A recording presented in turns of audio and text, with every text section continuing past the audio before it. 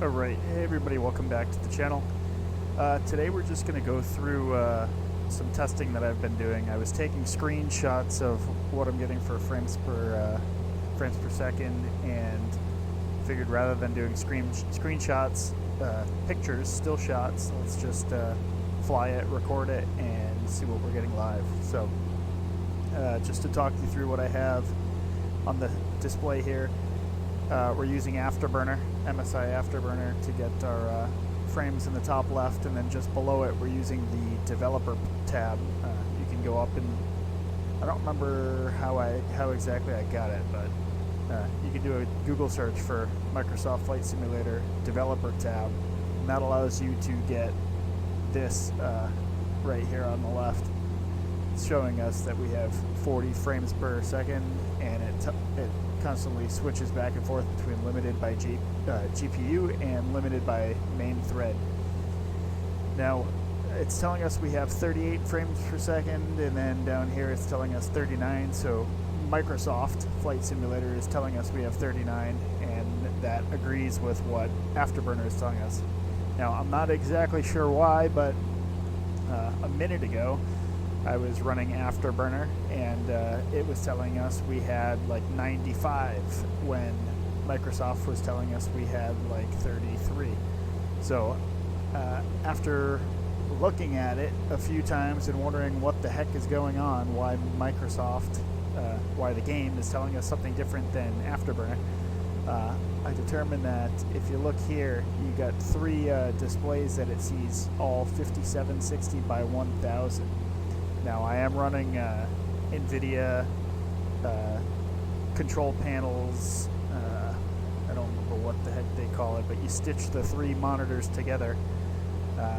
So I think that's what's causing that. So Microsoft sees it as three different monitors, and I think they do the math for us. So maybe if Windows sees my three monitors as a single monitor, it's reporting that single monitor as 90 frames per second, when Microsoft knows to do the math, divide that by 3, and that gives us our actual in-game of 39.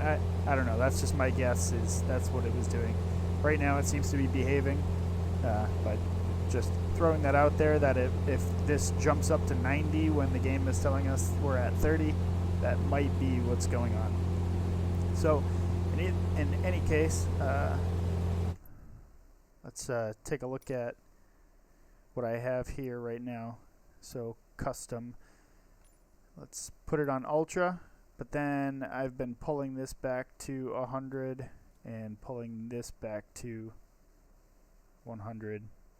And that seems to be about the best I can get out of my setup here. Now, when I say my setup here, I'm talking about my 5 monitor setup. So right now we're only operating on the 3. I don't want to turn up the graphics any higher than that, just because I'm trying to get an idea of what my GPU utilization and CPU utilization look like running on just my 3 scenery panels versus when I eventually bring up the 2 instrument panels. I'm trying to see what the difference is there.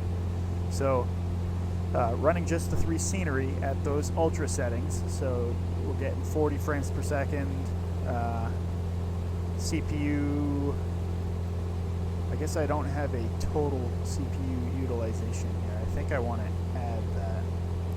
GPU utilization is up in the 90s, so that's what we want to see. I mean, we want to see that our GPU, we're getting what we paid for out of our GPU. Before, I noted when we were running with the 5 monitors, GPU utilization was down at like 65%. So that's telling me we're CPU limiting when we try running all 5 monitors. So that's kind of pointing me in the direction that maybe a CPU upgrade might be what this simulator needs to really crank up the FPS. I would be perfectly happy with 40 frames per second on Ultra with 5 monitors, but as soon as I enable these 2 monitors on Ultra, we tank. We drop by about half of what you're seeing here. So I do want to see Afterburner. Sorry for this, but I don't want to waste this stream.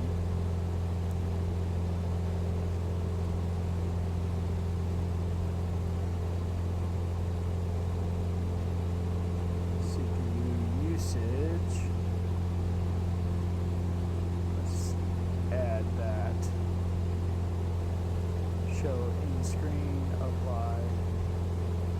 Okay, so now we got 25%. Yeah, so I mean our CPU utilization is way down, but I think that's just a function of Microsoft Flight Simulator doesn't do a very good job splitting up the load between threads, so. Okay, let's move along with the test then. So I'm just going to fly around New York City a little bit with these settings just to kind of get an idea of what this number does, what this number does. I'll pay attention to the temperatures just out of curiosity, and what this number does. And then we'll enable our two other monitors. We'll fly around some more, and then I'll pop out the two panels and we'll see what it does. And this will give me an opportunity to go back and in real time review the data. And for any of you out there that are considering 5 monitors with Microsoft Flight Simulator, we'll give you an idea of what kind of hardware will give you what kind of performance. So if I haven't said it already, hardware, I'm running a Ryzen 3780X. GPU, I'm running a RTX 3080 TUF Gaming.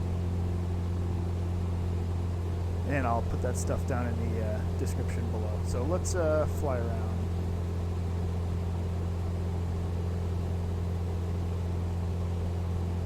And I think the other way. So already a little bit of stuttering. Maybe that's just because I unpaused it and we're loading in scenery.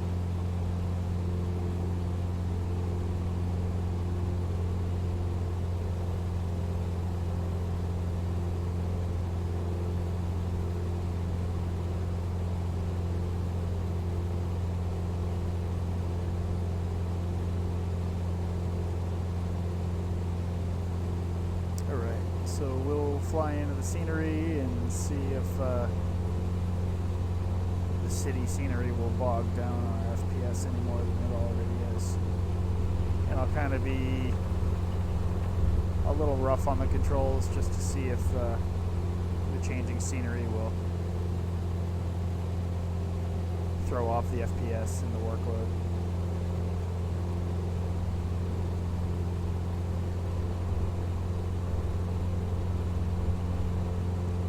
Down at 24, 25 frames per second. Now hopefully, wow, it's bumpy out here. I have real world weather turned on. Unless that's just because we're going too fast.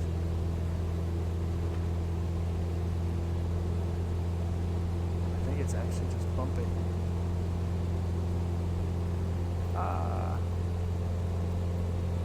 Where's the weather? I think we're gonna go to few clouds instead, and hopefully that smooths out the air. So although the worst case stress test probably would have been with all that turbulence we just had.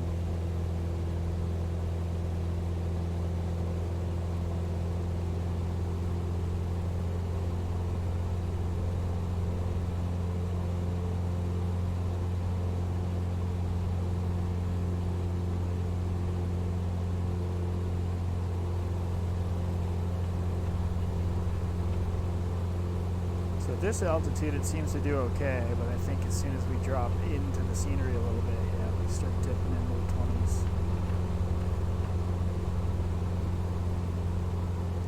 In any case, I would be super happy with this kind of performance on 5 monitors, but I know for a fact that's not what I'm going to get.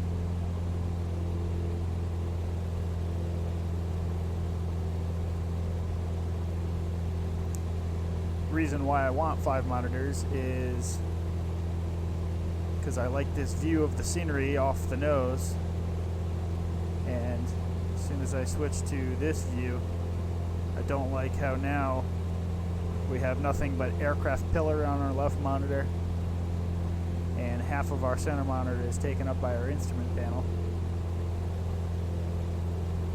Alright, I'm going to pause.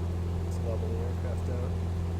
Pause there, and let's see if we can add monitors without crashing the system. So this will be a test. Fingers crossed. do one at a time, nice and slow. Okay, there's one.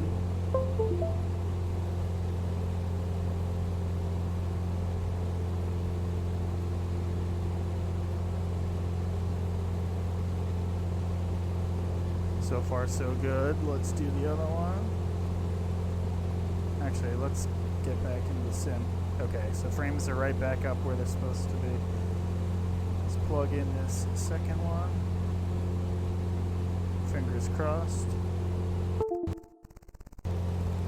Alright, back into the sim. It doesn't seem so happy right now. Come on, Microsoft, you can do it.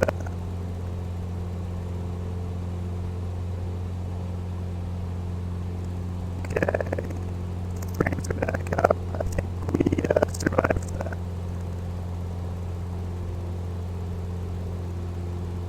Alright, let's see.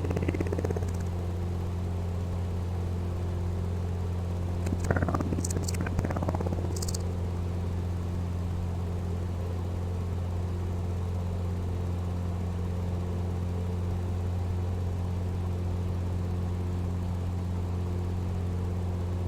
Probably would help to turn my graphics settings down before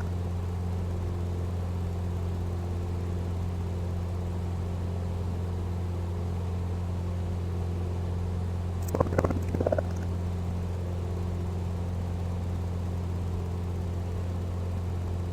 Okay, let's unpause and see where we're at. So far, Air Manager doesn't seem to be very happy. Doesn't seem like it's connected.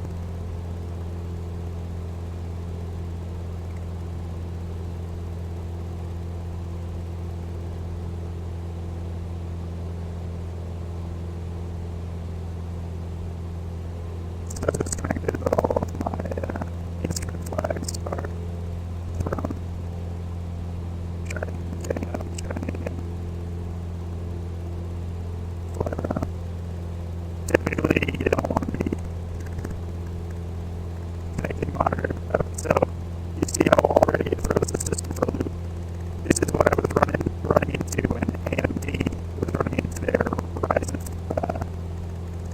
500 series motherboard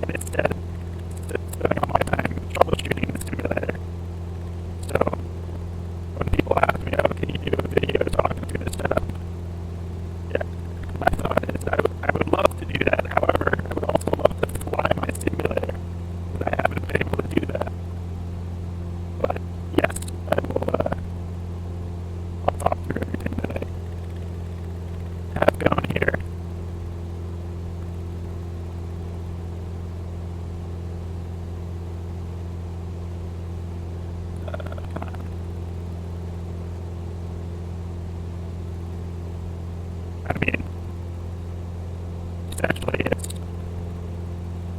5 monitors, 2 of them are touch screen, and I'm running Air Manager to power these two. I've talked about them now, I've started another video. But then I'll talk through stuff like the map that you're looking at in the top right hand corner up here, and how I have that working. The fact that the simulator sends my GPS data to my cell phone. You're looking at the feed from the cell phone.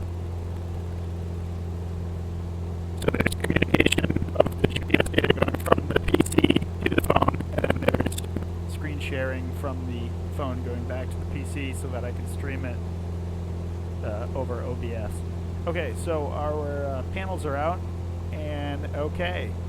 So we now see we're at like 22. Notice the FPS up at like 65 here. So that's kind of what I was talking about before. What's 22 times 3? 66. So that's kind of what I'm assuming is going on with that. I'm going to let that go for now. And let's keep flying around. So now our GPU, I see 70%, 75%, 72%, 75. Our CPU, 40. Let's bank around a little bit. If this was a real airplane, it would not be happy with that. Yeah, so I'm seeing this GPU jumping around between, 70-ish to 80-ish. So I think we have 20 to 30% headroom there that if we get an upgraded CPU that, gets us a CPU performance upgrade of 20 to 30%, I think we're going to be in a good spot. I really, really wish 72, 66 frames per second there. I wish that was a true statement. No matter what, this has been my first time getting on the sim and flying it around with 5 monitors at Ultra. I've been afraid to do it because I've been afraid of crashing it while I'm on the Pilot Edge network, and then ATC is wondering what the heck happened to Cessna 4523 November. But right here, even if 17 frames per second there is, I always want to say frames per minute. Even if 17 frames per second, 19 is true, I'm happy to see that it's not crashing the game on me. That's why I've been nervous to do that. So I think I've seen enough today just flying around for, the 45 minutes that this video test is, and I flew around for maybe another hour before testing similar things. I feel like my confidence level is up that I can actually fly it like this and not risk crashing to the desktop. CPU temp is up at 81 degrees. So I might have to, especially if I upgrade to an even faster CPU, I might have to upgrade to something better than my AMD Wraith Prism stock cooler that they send you with the 3700X. It's a little toasty for temperatures. I'm not uncomfortable with it, but I don't think I would want to see it getting very far above 85 degrees C. I'm curious if I were to, fly this thing for an hour, if 85 is what it would be at. Not to mention, that's total CPU temperature. If I were to look at the temperature of each core individually, wondering if we have any cores that are, up there, danger levels. I would say take danger levels with a grain of salt, because I know AMD does a lot of the monitoring for us and throttle things back accordingly. Okay.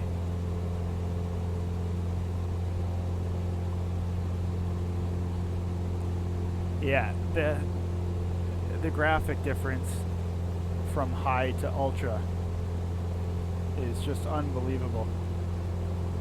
I don't know if everybody would agree, but to me it's just a big difference. So when I was flying this thing flying it around on high, I just felt like there was a lot to be desired still. Seeing videos of people flying it around on 4K, what am I doing here? Yeah, I felt like I was missing quite a bit still.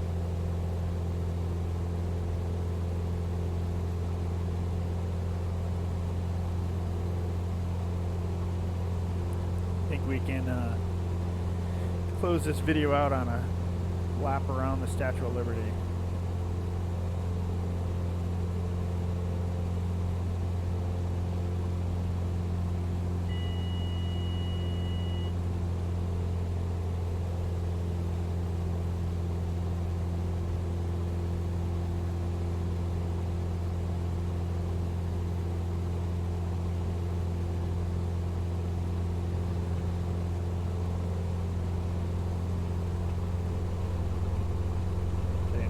Setting up my full yoke for this video, so the Honeycomb Alpha isn't getting to do this flight with us.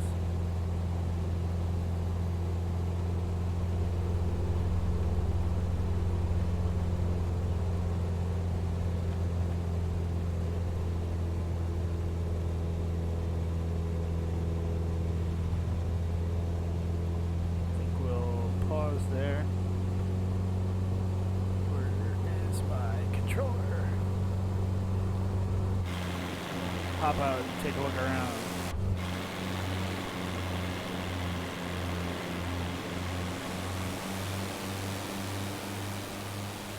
Very cool.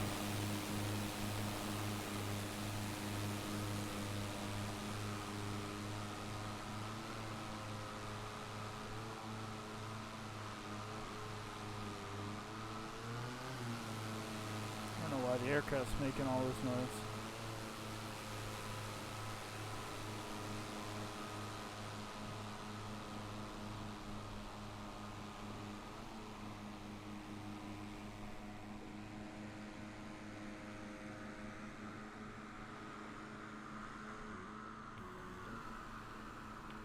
It's almost like the controller is trying to control things in the aircraft, which it shouldn't be.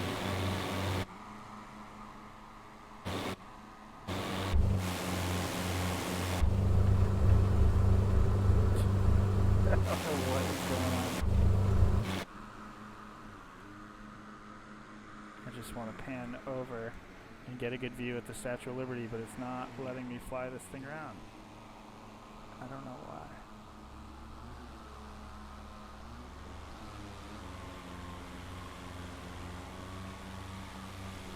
Weird.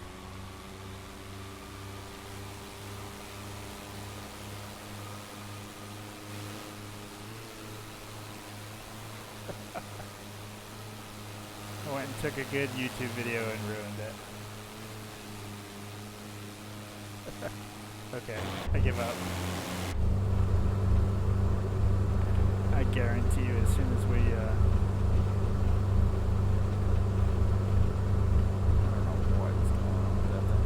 guaranteed as soon as we escape out of this, the aircraft is going to go absolutely berserk.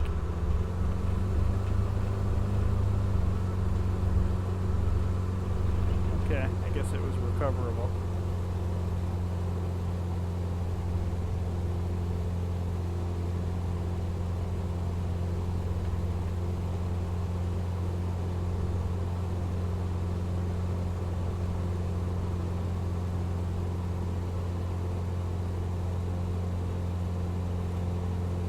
Okay, well, anyways, thank you guys for coming along on this FPS test with me. I hope it was informative for some. I think I'm going to be looking pretty close at the new Ryzen 9 5900Xs that are out of stock absolutely everywhere. So we'll have to see if what comes first.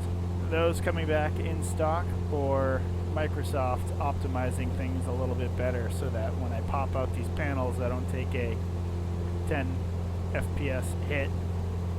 These pop out instrument panels, and then yeah, just overall multi-thread performance.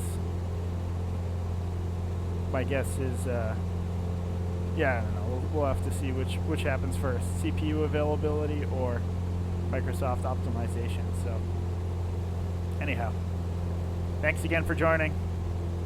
We'll see you on the next one.